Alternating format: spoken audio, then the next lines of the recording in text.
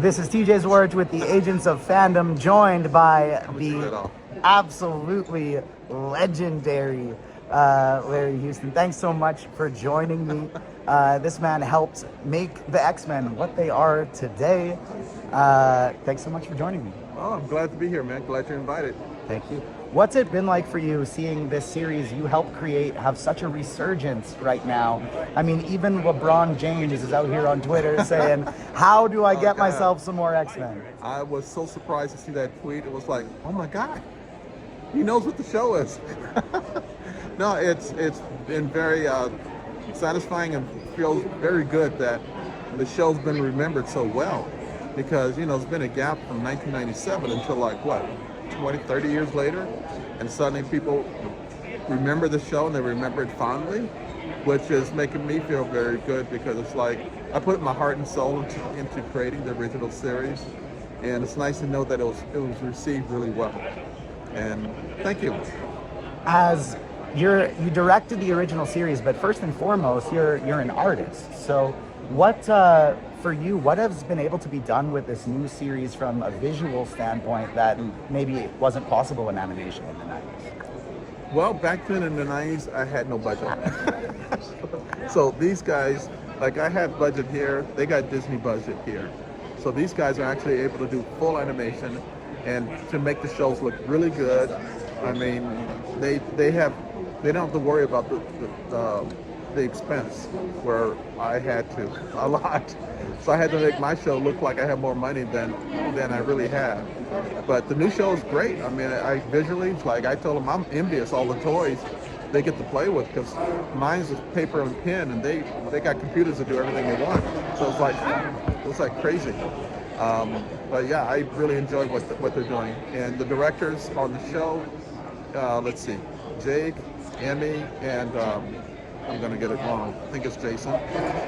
Those are very good directors, and they respect and enjoy the material, and they're taking it from where I left off and taking it and plussing it. So they're doing really good work. The original series took a lot from Claremont's run, and then the new series is pulling a lot from more recent runs with Grant Morrison, and now in comics, Hickman's Krakoa era is kind of coming to a close. Of all these different runs, what's your favorite X-Men arc, or among a few favorites? Well, my favorite, I'm going to show my age because I enjoyed the Chris Claremont stuff. I enjoyed like Days of Future Past. I enjoyed the Phoenix and Dark Phoenix. I'm not as aware of the new stuff.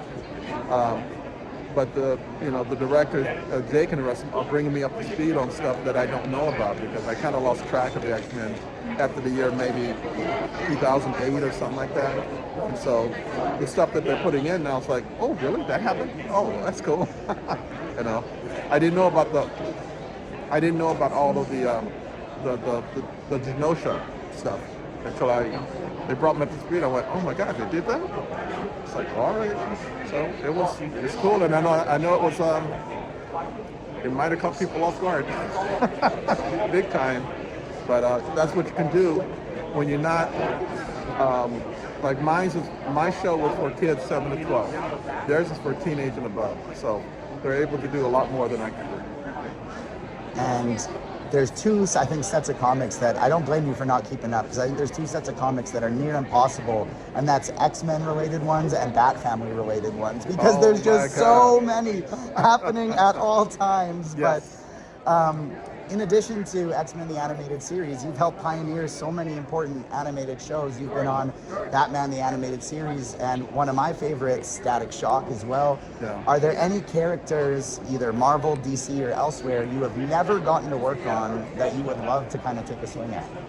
Well, way back when, I grew up with the X-Men, and I grew up with the Legion of Superheroes. Back then I was a little kid, and I liked being part of that group, you know, the Mickey Mouse Club and all that stuff. So, you know, that's probably one of the few groups that I would have loved to have done, the Legion.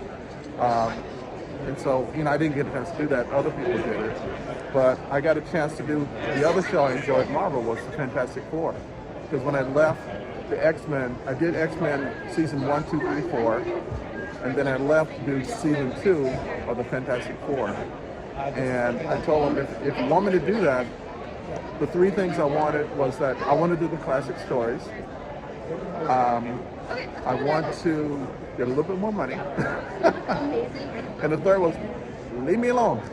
I just want, look, I know what I'm doing, and I'm going to bring that same type of passion I have with the X-Men to the Fantastic Four. And they said yes, and that's when I switched over. So I didn't do season 5 of X-Men, but I did season, I went to the FF. So my assistant director, his name is Frank Scalacci.